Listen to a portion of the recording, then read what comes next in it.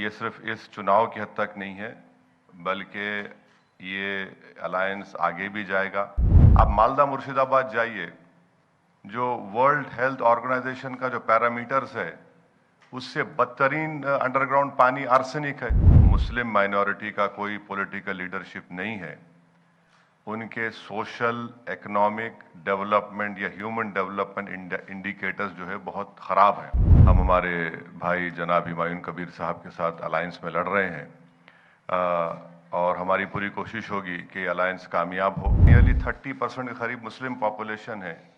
कितना government employment में उनका रिप्रेजेंटेशन है? पश्चिम बंगाल की राजनीति में विधानसभा चुनाव 2026 से पहले बड़ा उलटफेर देखने को मिल रहा है। एक ऐसी सियासी गठबंधन सामने आया है जिसने राज्य की राजनीति में नई हलचल पैदा कर दी है। दरअसल आम जनता उन्नयन पार्टी के चीफ हुमायूं कबीर ने असदुद्दीन ओवैसी की पार्टी एआईएमआईएम के साथ मिलकर गठबंधन का ऐलान कर दिया है। आदाब, नमस्कार, आप देख रहे हैं मंथन टुडे। मैं हूं आपके साथ उज़मा। इस गठबंधन की घोषणा एक संयुक्त प्रेस कॉन्फ्रेंस में की गई है, जहां दोनों नेताओं ने साफ कहा है कि वो मिलकर पश्चिम बंगाल में एक मजबूत तीसरा विकल्प पेश करेंगे। हुमायूं कबीर के मुताबिक उनकी पार्टी और एआईएमआईएम मिलकर पूरे पश्चिम बंगाल में 20 बड़ी रैलियां करेंगे। पहली रैली 1 अप्रैल को बहरामपुर में होगी, जिसमें खुद असदुद्दीन ओवैसी शामिल होंगे। इतना ही नहीं, हुमायूं कबीर ने दावा किया है कि उनकी पार्टी 182 सीटों पर चुनाव लड़ेगी, यानी कि मुकाबला सीधा और आक्रामक होने वाला है। हुमायूं कबीर ने ओवैसी को अपना बड़ा भाई बताते हुए कहा कि यह गठबंधन उन लोगों की आवाज बनेगा जो अब तक मुख्य धारा की राजनीति से खुद को अलग थलग महसूस करते रहे हैं। वहीं असदुद्दीन ओवैसी ने कहा है कि हमारी कोशिश है कि पश्चिम बंगाल में मुस्लिम समुदाय से एक मजबूत नेतृत्व उभरे और आगे आए। ओवैसी ने यह भी साफ किया है कि यह गठबंधन सिर्फ एक चुनाव तक सीमित नहीं रहेगा, बल्कि आगे भी जारी रह सकता है। अब सबसे बड़ा सवाल है कि इस गठबंधन का असर किस पर पड़ेगा। पॉलिटिकल एक्सपर्ट मानते हैं कि इसका सीधा असर पड़ेगा ममता बनर्जी और उनकी पार्टी तृणमूल कांग्रेस पर। वजह साफ है, पश्चिम बंगाल में मुस्लिम वोट बैंक लंबे समय से टीएमसी के साथ रहा है, लेकिन अब एआईएमआईएम की एंट्री और यह नया गठबंधन उस समीकरण को चुनौती देने की कोशिश कर रहा है। जैसा कि आप जानते हैं कि हमारी पार्टी एआईएमआईएम वेस्ट बंगाल के इस असेंबली इलेक्शन में हम हमारे भाई जनाब हुमायूं कबीर साहब के साथ अलायंस में लड़ रहे हैं और हमारी पूरी कोशिश होगी कि अलायंस कामयाब हो। और साथ ही साथ ये भी मैं आपको बताना चाह रहा हूँ कि सीट्स कितने हम लड़ेंगे वो भी तय हो चुका है। 1-2-3 सीट है, उसके ऊपर बातचीत करके ख़त्म हो जाएगा, बड़ा मसला नहीं है।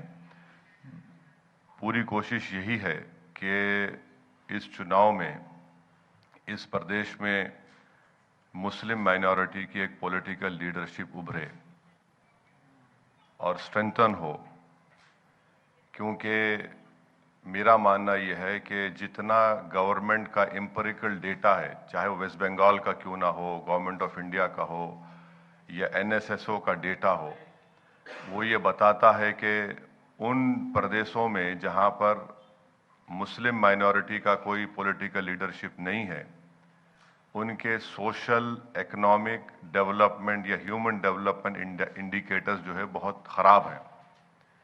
तो इसका एक ऑर्गेनिक कनेक्शन है पॉलिटिकल इंडिपेंडेंट लीडरशिप से, तो वो हमारी कोशिश होगी। और ये सिर्फ इस चुनाव की हद तक नहीं है, बल्कि ये अलायंस आगे भी जाएगा।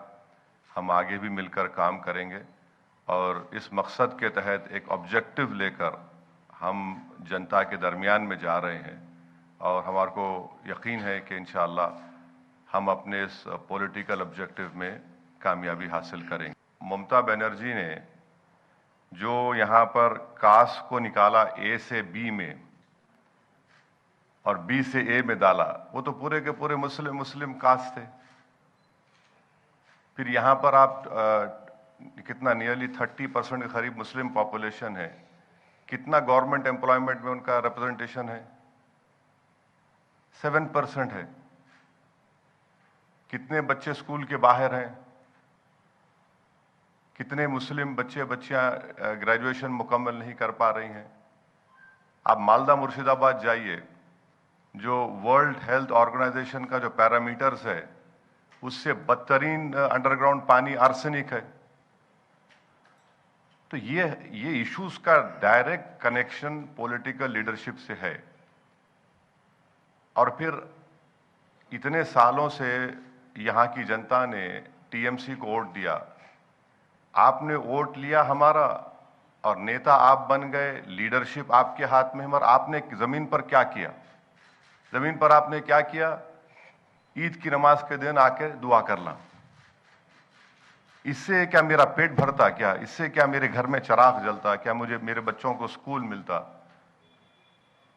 तो ये जो है, अब कोई पलटा के बोला नहीं टीएमसी में इतने मुसलमान है।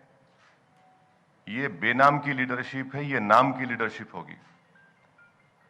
एक बात याद रखिए, बाबा साहेब अंबेडकर को भी आप ही की तरह जर्नलिस्ट ने सवाल किया था बाबा साहेब से कि पार्लियामेंट में तो इतना रिजर्वेशन है शेड्यूल कास्ट को, आप कौन सी लीडरशिप की बात कर रहे हैं? तो बाबा साहब ने कहा थे, हाँ है, जितने लोग जीत कर जाते हैं वो अपना मुंह कब खोलते? जब उनको अंगड़ाई लेने का है। ये फर्क है। अब बात उन जिलों की जहां यह गठबंधन सबसे ज्यादा फोकस कर सकता है। मुर्शिदाबाद 66.3% मुस्लिम आबादी, मालदा 51.3%, उत्तर दिनाजपुर 49.9%, बीरभूम 37.1%, दक्षिण 24 परगना 35.6%। साफ है कि यह गठबंधन खास तौर पर मुस्लिम बहुल इलाकों में अपनी पकड़ मजबूत करने की रणनीति पर काम कर रहा है। अब सवाल उठता है कि क्या यह गठबंधन वास्तव में तीसरा विकल्प बन पाएगा या फिर यह सिर्फ वोट कटवा बनकर रह जाएगा। अगर एआईएमआईएम और हुमायूं कबीर का गठबंधन मुस्लिम वोटों में सेंध लगाता है तो इसका सीधा फायदा बीजेपी को मिल सकता है।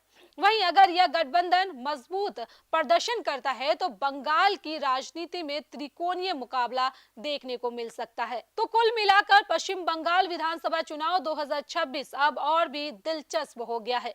एक तरफ ममता बनर्जी की मजबूत पकड़, दूसरी तरफ बीजेपी की चुनौती और अब तीसरे मोर्चे के रूप में ओवैसी और हुमायूं कबीर का गठबंधन।